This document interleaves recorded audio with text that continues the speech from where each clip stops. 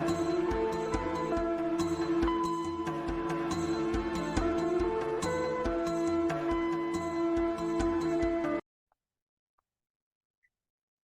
queridos amigos, queridas amigas, sejam bem-vindos, bem-vindos. Este é o canal do YouTube Nas Pegadas de Paulo de Tarso. Com muita satisfação, estamos aqui novamente para divulgarmos os vídeos dos nossos estudos que fazemos em grupo.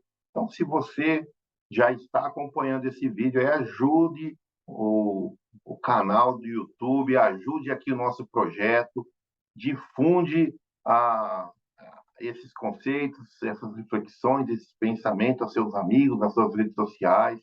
Se inscreva no canal, compartilhe os vídeos e, se você está chegando aqui a primeira vez, também se inscreva aí, vai lá, deixa a notificação ativa para receber o aviso de quando colocarmos aqui os vídeos e também pode entrar nas playlists e fazer uma maratona nos vídeos que já temos aqui, alguns vídeos sobre esses estudos de outras escolas, de outras civilizações antigas.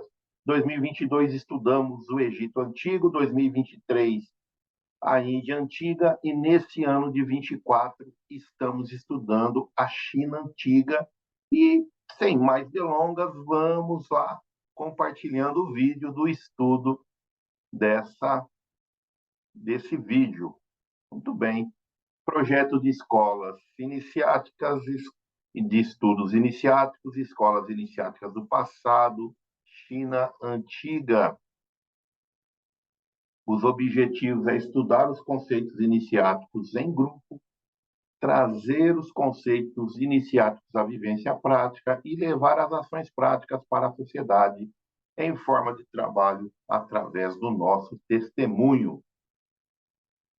A nossa agenda aqui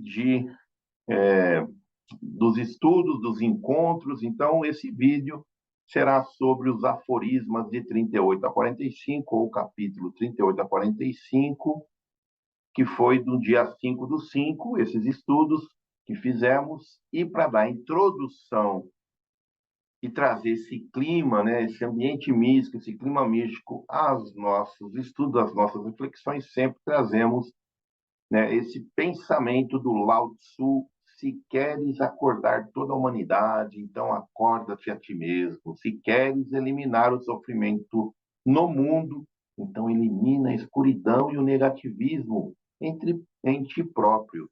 Na verdade, a maior dádiva que podes dar ao mundo é aquela da tua autotransformação. Lao Tzu. Estamos aqui estudando as tradições da China Antiga através do livro Tao Te Ching, e essa é a tradução que escolhemos para fazermos os estudos. E no capítulo, ou no aforisma 38, Lao Tzu diz: quem estima grandemente a vida, nada sabe da vida, e por isso, tem vida. Quem menospreza a vida, procura não perder a vida, por isso não tem vida. Quem estima a vida não age nem faz planos. Quem menospreza a vida, age e faz planos. Quem estima o amor, age, mas nada tem em vista. Quem estima a justiça, age e tem planos. Quem estima a moralidade, age, e quando não lhe faz oposição, a procura com grandes gestos. Por isso, se o tal está perdido, a vida está perdida. Se a vida está perdida, o amor está perdido. Se o amor está perdido, a justiça está perdida. Se a justiça está perdida, a moralidade está perdida. A moralidade é a insuficiência da fidelidade, é a indigência da fé e o começo da conclusão. A presciência nada mais é que a aparência do tal e o começo da loucura. Por isso, o homem correto atém-se ao real e não às aparências. Ele vive no ser e não na ficção. Rejeita esta e atém aquela. Muito bem.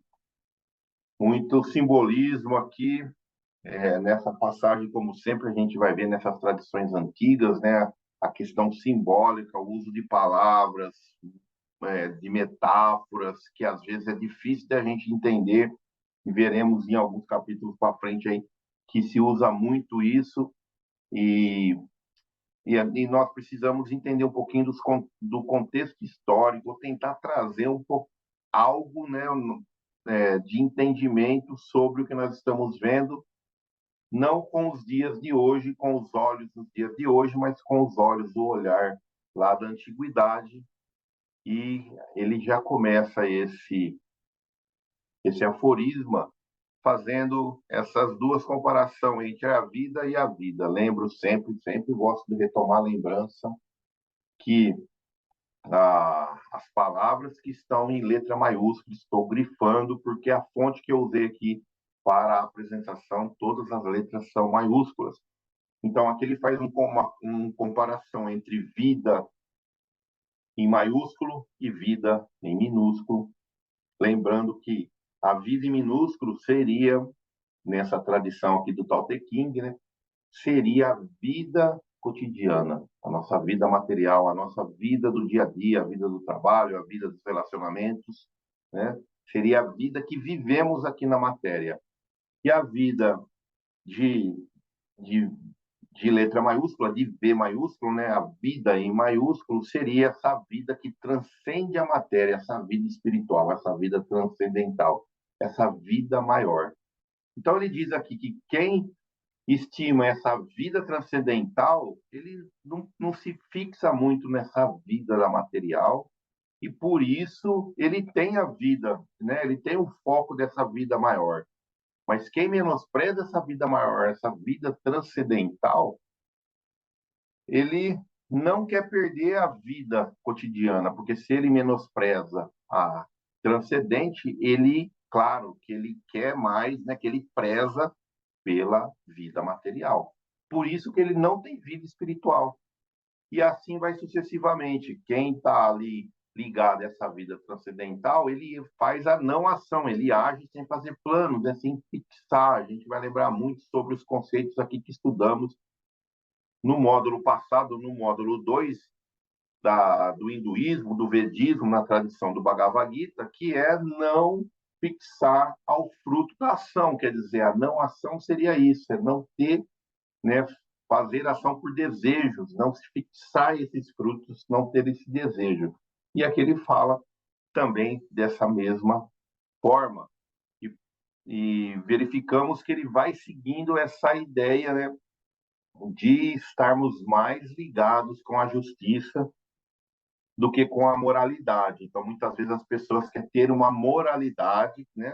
Quer pregar uma moralidade que, na maioria das vezes, nós mesmos ainda não conseguimos colocar em prática aquilo que nós estamos pregando, o que estamos exigindo do outro. Então, a moralidade aqui também, na tradição do Tao Te Ching, é algo que não é muito positivo, porque quando a gente está pregando essa moralidade, querendo, né, pregar a moralidade para os outros, todos os outros processos da, da, das ações, daquilo que as pessoas fazem, já foram meio que se perdendo. Então, é por isso que ele fala que vai dar confusão, né? Porque já está insuficiente todos os outros parâmetros que as pessoas deveriam ter quando a gente começa a querer implantar moralidade muito nas outras pessoas, é porque a parte moral da própria sociedade já está meio que se desfazendo e entrando em confusão. E é por isso, né, que aquele que está com os olhos fixados, tem essa vida com letra maiúscula, né? A vida transcendental na mente, querendo buscar essa transcendência da matéria, ele sempre vai estar vivendo naquilo que é real e não naquilo que é ilusão. Ele vai sempre se ater àquilo que a algo que permanece, que não é ilusório, como as coisas da matéria. Então, eu posso dizer seguramente que a riqueza é uma ilusão, porque uma hora ou outra vai passar, né? Então, se eu fico muito fixado aqui na matéria, em deter as coisas, chega uma hora que somos convidados a transpassar os portais aí da morte e irmos para a dimensão espiritual, e tudo isso vai ser algo que vai ficar. Então, ela é ilusória, ela é real no momento, mas ilusória na transcendência, nas aparências. Então, sempre a gente vai se fixar nessas aparências da vida espiritual. Muito bem. Então, o 39, Lao Tzu diz o seguinte: também é um aforisma bem grande, bem complexo, bem denso. Coisas que outrora atingiram a unidade. O céu atingiu a unidade e ficou limpo. A terra atingiu a unidade e ficou sólida. Os deuses atingiram a unidade e ficaram poderosos. O vale atingiu a unidade e se encheu. Todas as coisas atingiram a unidade e nasceram. Reis e príncipes atingiram a unidade e tornaram-se o modelo do mundo. Tudo isso é o efeito da unidade. Se o céu não fosse limpo, explodiria. Se a terra não tornasse sólida, vacilaria. Se os deuses não fossem poderosos, tornariam-se rígidos. Se o vale não se enchesse, se esgotaria. Se todas as coisas não tivessem nascido, se extinguiriam. Se reis e príncipes, por isso, não tivessem sido levados, seriam destronados. É por isso que o nobre tem como raiz o inferior, e o alto tem o baixo como fundamento. Assim também os príncipes e os reis. Eles se dizem solitários, órfãos, destituídos de mérito. Por isso, eles indicam que sua raiz está entre os humildes. Não é assim? Com efeito, sem os diversos componentes do carro, não há carro. Não desejes para ti o esplendoroso brilho da joia, mas a rudeza tosca da pedra. Muito bem. Então, aqui a gente viu a, a, o conceito que a gente vai precisar retomar um pouquinho. Acho que a gente já até falou sobre isso, um pouco sobre o céu, a terra, o vale e os números. A gente vai ver que eles se repetem várias vezes aqui, essas tradições. Então, quando eu vou falar em vale, em céu, em terra, né, lembrando sempre que o céu, a terra, ele ele se refere aí a essa dualidade, né, de espírito e matéria. Então, quando ele está falando dessa dualidade, né, céu e terra, espírito e matéria, vai atingindo essa unidade, tá uno com Deus. A gente pode fazer aqui um paralelo muito fácil, né, de quem que atingiu a unidade, tanto que a maioria das religiões cristãs entende que essa unidade como sendo uma coisa de um só corpo, né? Então a gente está tentando aqui dar o exemplo de Jesus. Jesus atingiu essa unidade com a divindade, né? Atingiu a unidade, chegou, ficou uno, ficou um só, mas não quer dizer que ele perdeu a sua individualidade. Então as nossas co-irmãs religiosas acreditam que Jesus é Deus, né? O Espiritismo acredita que Jesus é uno com Deus. Ele está ligado a essa unidade, está ligado a Deus, se tornando um só. Eu e o Pai somos um só. Por quê? Porque o pensamento do Pai corre através desse filho primogênito, que a gente pode trazer assim, essa linguagem simbólica, né? Esse filho primeiro, esse grande espírito que veio aqui na Terra, esse guia, esse molde, nos mostrar um caminho para chegar nessa unidade. Então, todas as coisas vão atingindo a humanidade para se completar, né?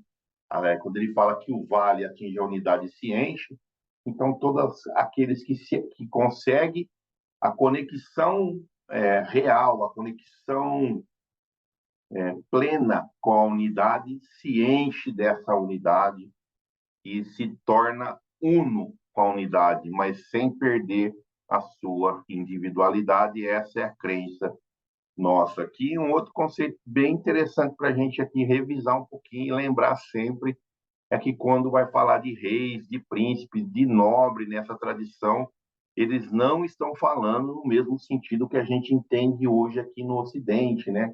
O rei como monarca, o príncipe como filho desse monarca, o nobre como alguém que está ligado a essa nobreza monárquica.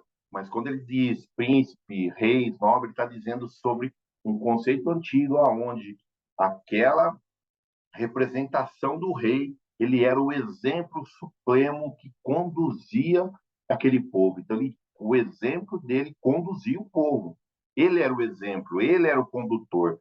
Então, esses reis, esses nobres, ele tinha essa característica de ser aquele que dava o primeiro exemplo, né? Que tudo que ele falava, ele era o exemplo. As pessoas olhavam para o rei, olhavam para o príncipe, olhavam para o nobre e via ali algo a se fazer igual, a seguir. Então, é nesse contexto que ele sempre vai falar sobre reis e nobres. E quando eles atingem essa unidade, ele se torna o modelo do mundo de novo. Chegamos aqui em Jesus, né? Não como um príncipe, nem como um rei, mas sim os reis dos reis, né? Vamos falar assim, o rei dos reis. Então, ele é aquele supremo espírito que teve aqui na Terra, que era uno com a unidade e se tornou o nosso modelo, o nosso guia. Muito bem. Eu acho que podemos ir já para o aforismo, para o capítulo 40, que diz: o retorno é o movimento do tal. A fraqueza é o efeito do tal. Todas as coisas sobre o céu nascem do ser. O ser nasce do não ser. Então, aqui ele está falando desse movimento que o tal faz, né? O tal é como se fosse uma energia simbolizada como fosse uma água fluindo em todos os lugares. Hoje a gente pode fazer uma comparação de um conceito que o Espiritismo traz como o fluido cósmico universal, que está em toda parte, que flui por toda parte. Então, esse tal aí também pode ser conhecido como esse fluido cósmico universal, numa comparação bem singela. E, e o sentido, né, de nós tentarmos achar que dentro de nós a, a centelha, né, achar o centro dentro de nós, buscarmos esse centro em nós, que é essa centelha divina que existe em nós. Então, o movimento que temos que fazer, né, o movimento do tal aí desse retorno, o retorno é o movimento do tal, esse movimento que nasce de todos os seres que estão dentro de nós, esse não ser, é fazer esse movimento interno, buscando o nosso centro. E se a gente encontrar o centro de todos nós veremos que quem está no nosso centro é a centelha divina, é o germe, é o DNA divino que existe em todos nós, que somos filhos desse Deus, desse ser, dessa unidade, desse uno, desse todo, o nome que nós quisermos usar. Muito bem. O 50 era bem curtinho, vamos para o 51 então. já é um pouco mais denso. Se um sábio da mais alta categoria ouve falar no tal, enche-se de brilhos e segue-o com fervor. Se um sábio medíocre ouve falar do tal, num movimento, acredita, no outro, duvida. Se o sábio inferior ouve falar do tal, ri às gargalhadas. Se não ri alto, então não se trata ainda do verdadeiro tal. Eis porque um autor de sentença diz: o claro tal parece escuro, o tal do progresso parece retrógrado, o tal plano parece rugoso. A vida suprema parece como um vale, a pureza suprema parece ser uma vergonha. A vida ampla parece insuficiente. A vida intensa parece secreta. A essência verdadeira parece incerta. O grande quadrado não tem ângulos. O grande instrumento tarda e fica pronto. A grande modulação é inaudível. A grande imagem não tem contorno. Oculto, o tal, não tem nome. No entanto, é justamente o tal que prodiga e realiza. Muito bem. Aqui no 41, ele vem falar muito sobre, né, a, ele vem falar muito sobre as características, né, daqueles que está buscando a sabedoria, né, o sábio alto, o sábio medíocre, médio, né, medíocre aqui é de mediano, de médio, e o sábio inferior colocando esses três aspectos do sábio, né, cada um vai enxergar o tal de alguma maneira, e aqui eu consigo fazer uma associação muito, assim, análoga com a parábola do semeador, né? Então, coloca numa terra, coloca na outra, coloca na outra, coloca na outra, cada um vai receber aqueles ensinamentos de maneiras diferentes, né? E, e lá na parábola do semeador, aquele que está com o coração apto a ouvir os ensinamentos de Jesus é a terra fértil que vai dar, né? Que o plantio, que a semente vai desenvolver e vai chegar a dar frutos. Então, Lao Tzu aqui diz também que aqueles que estão preparados ouvem, né? Nesse tal se enche e vai seguir com fervor, e ainda alguns vão vacilando. É mais ou menos análogo com essa parábola aí do semeador que a gente já tem conhecimento dos evangelhos segundo o Espiritismo, da Bíblia, no Evangelho de Mateus. Ele vai também fazer essa comparação que às vezes a gente não consegue ver, né, claramente, porque nós ainda temos e teremos por bom tempo ainda limitações de enxergar o todo, então a gente vai enxergando só as partes, por isso que ele vai colocando esse antagonismo, né? Então uma coisa parece ampla, mas não é suficiente, é intensa, mas parece que não é, e etc.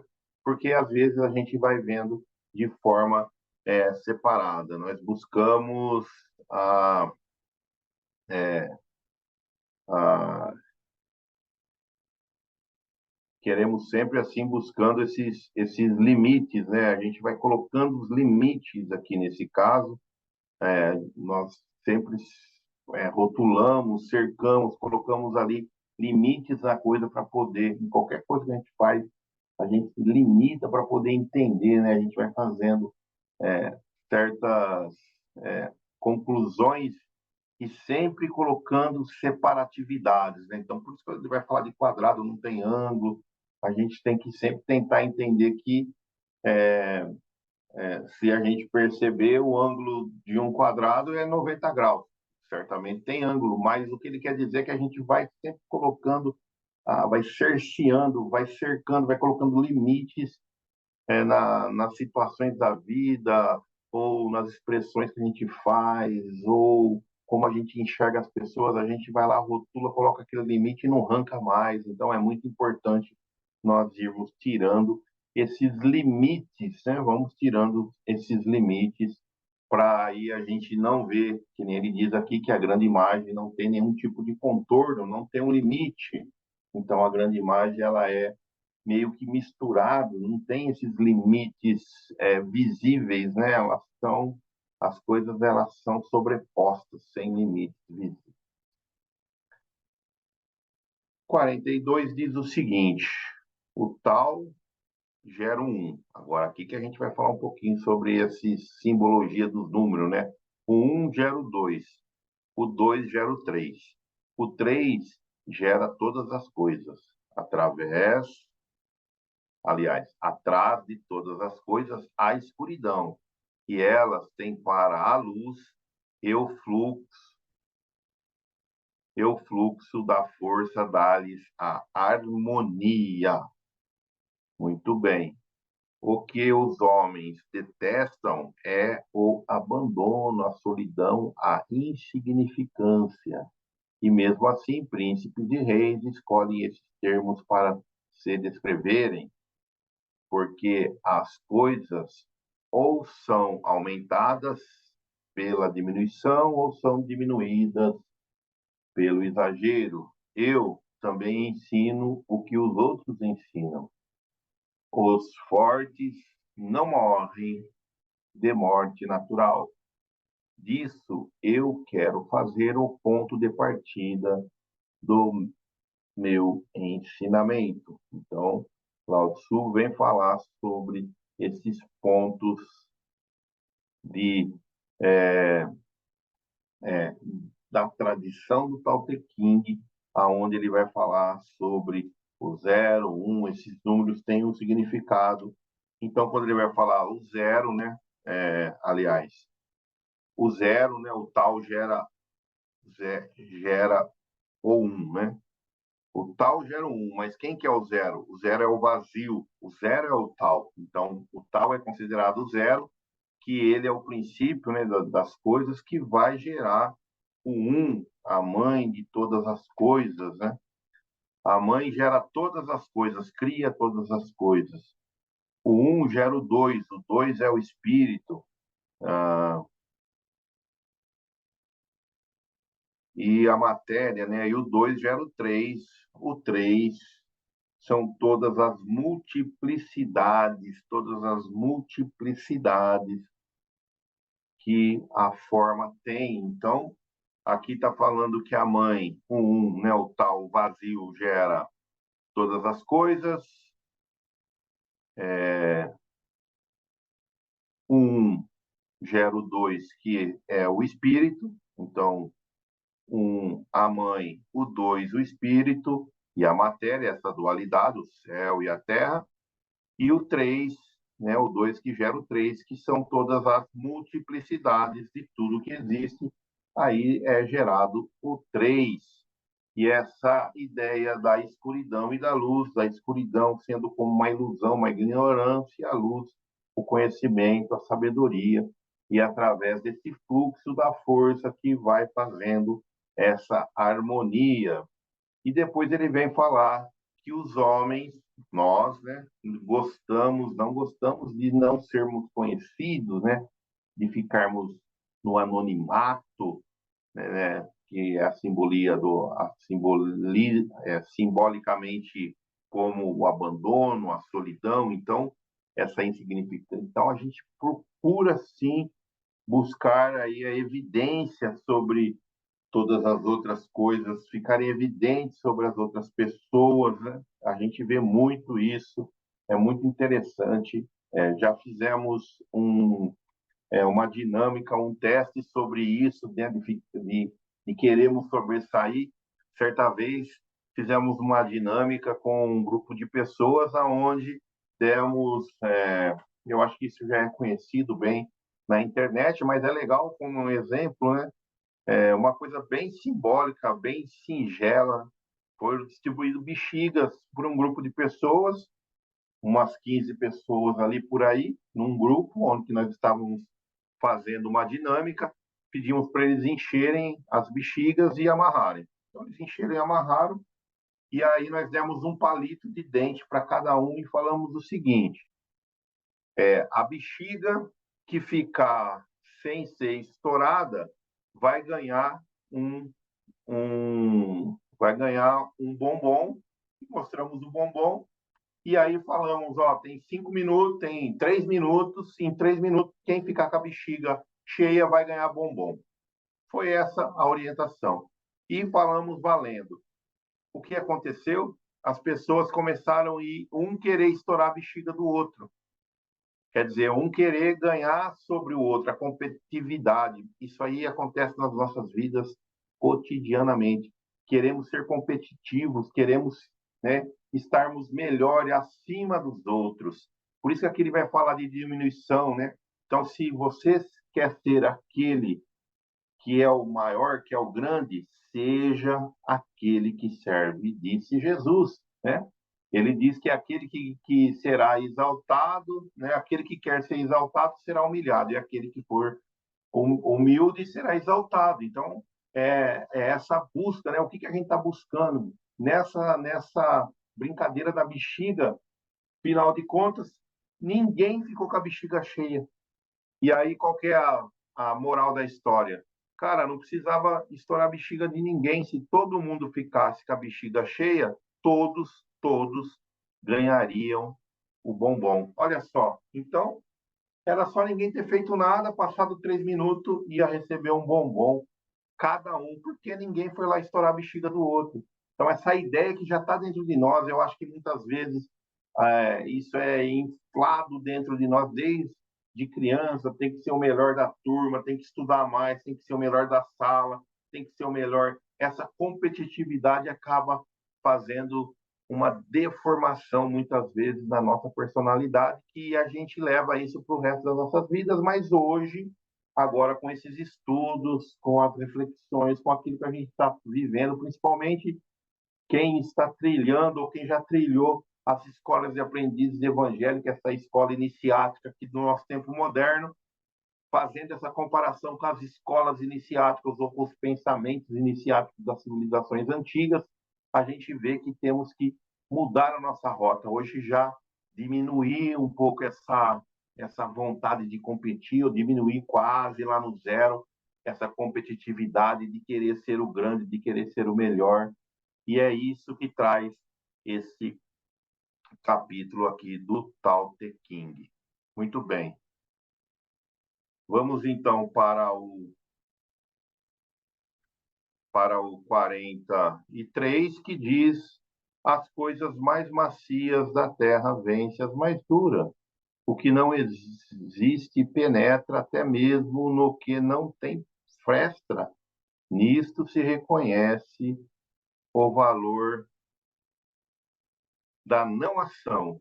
São raros os que conseguem na terra. Então, aqui está falando muito sobre essa, essa ideia, né, de ter a continuidade. O macio vence, aquele que é duro. A gente sabe, tem ditado, né? Água mole bate em pedra até que fura, né? Isso, mais ou menos isso. Não falei certinho, mas é mais ou menos isso. Então, a água, o vento, eles vão.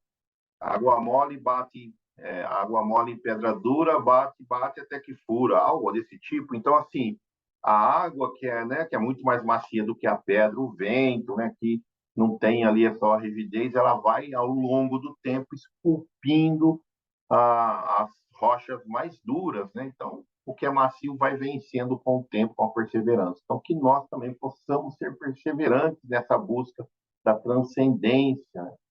E entendendo essa não ação como ação sem o apego, faz algo sem esperar nada em troca. Então, um verdadeiro amor, como existe Jesus, é aquele amor que ama incondicionalmente, não querendo recompensa. Aqui a gente faz essa comparação com esse aforisma 43.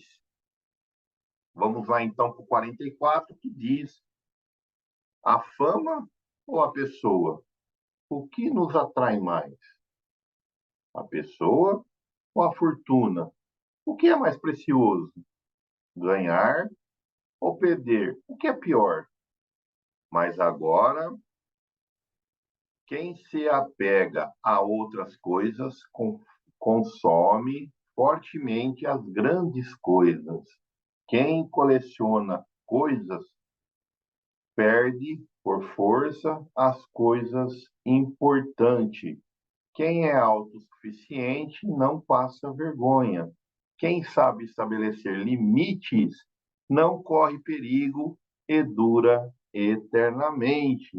Então, aqui,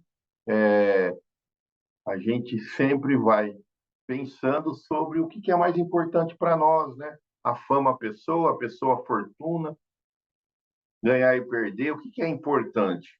Às vezes a gente vai falar, as pessoas é mais importante, mas será? Pensa bem. Então, vamos fazer aqui uma comparação, às vezes, sei lá, uma criança lá no nosso dia a dia, nosso filho, nosso sobrinho, filho de algum conhecido, vai na nossa casa e derruba um vaso.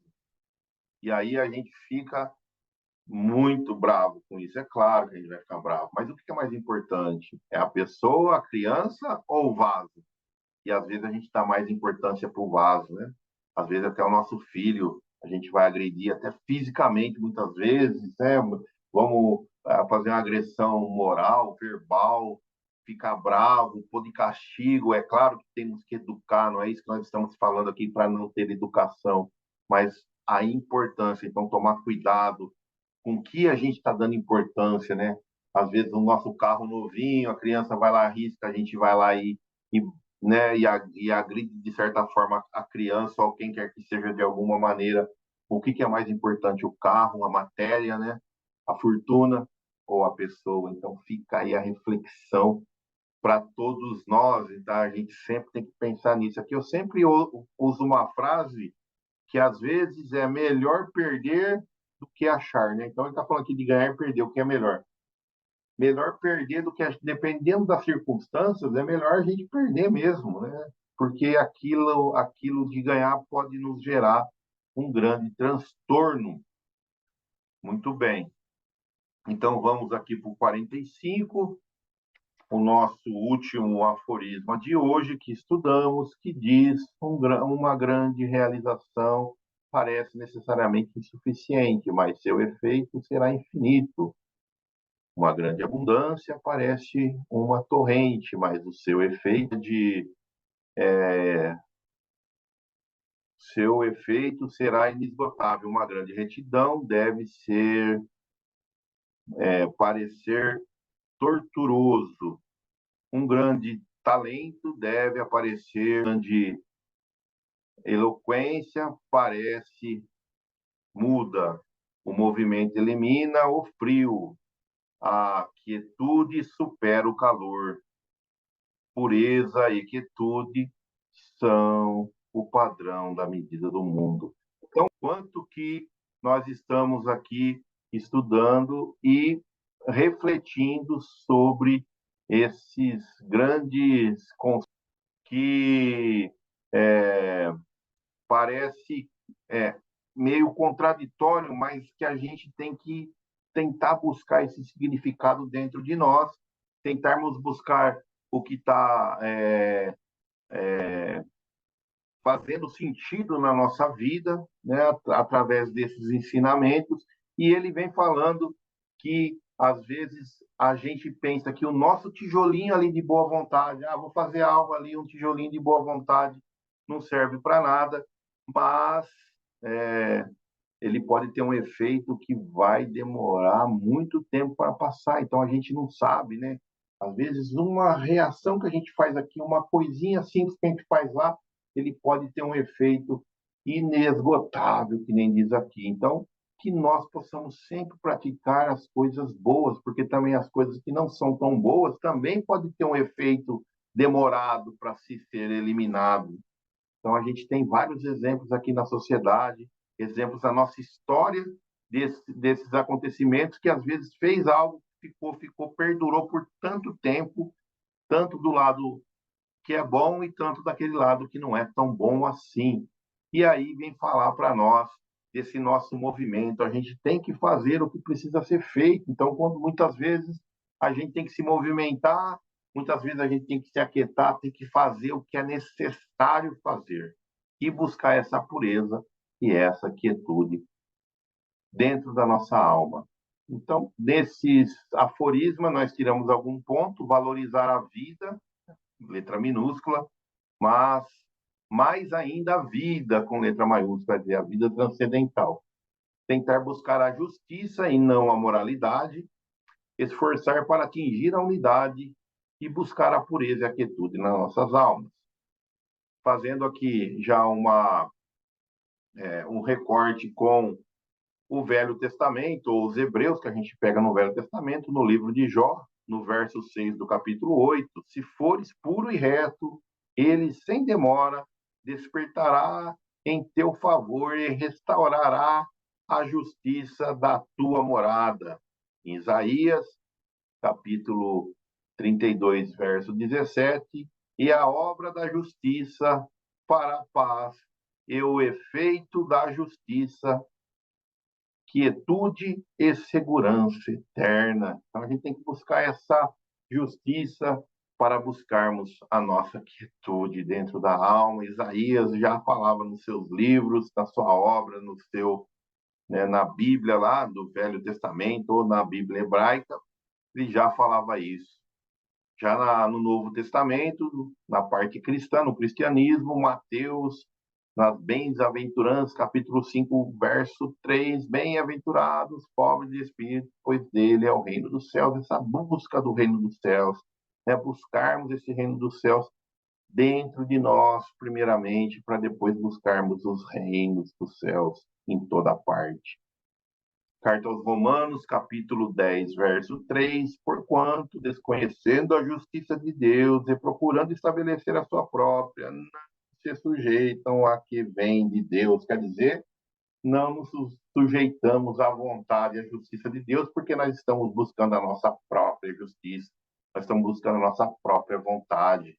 Então, quando a gente busca a nossa vontade, a gente esquece do que a gente reza, ora, faz aí as nossas preces a cada dia do Pai Nosso, né? Seja feita a tua vontade, não a nossa, mas geralmente são palavras em vãs ou vãs, porque nós queremos sempre, na maioria das vezes, a nossa vontade.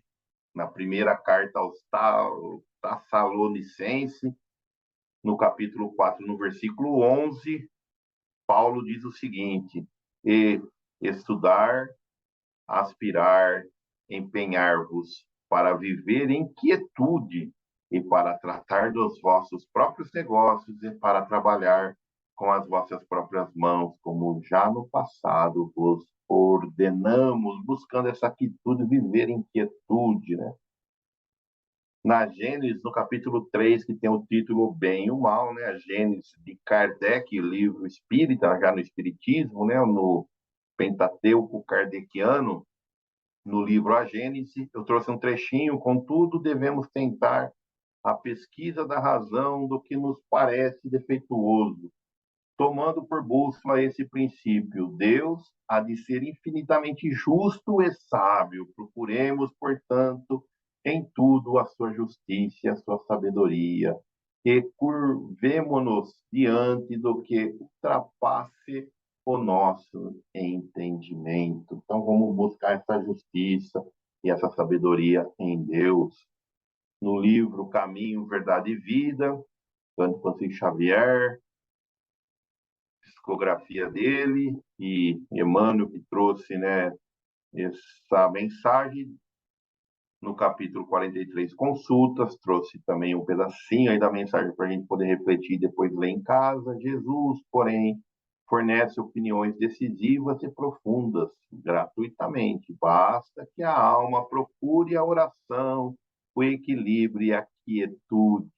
Comece a falar-lhe-á na boa nova da redenção. Frequentemente surgem casos inesperados, problemas de soluções difíceis, mas se eu busco essa quietude, esse equilíbrio, Jesus falar-nos-á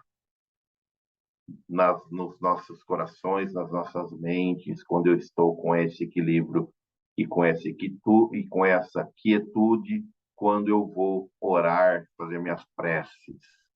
Muito bem.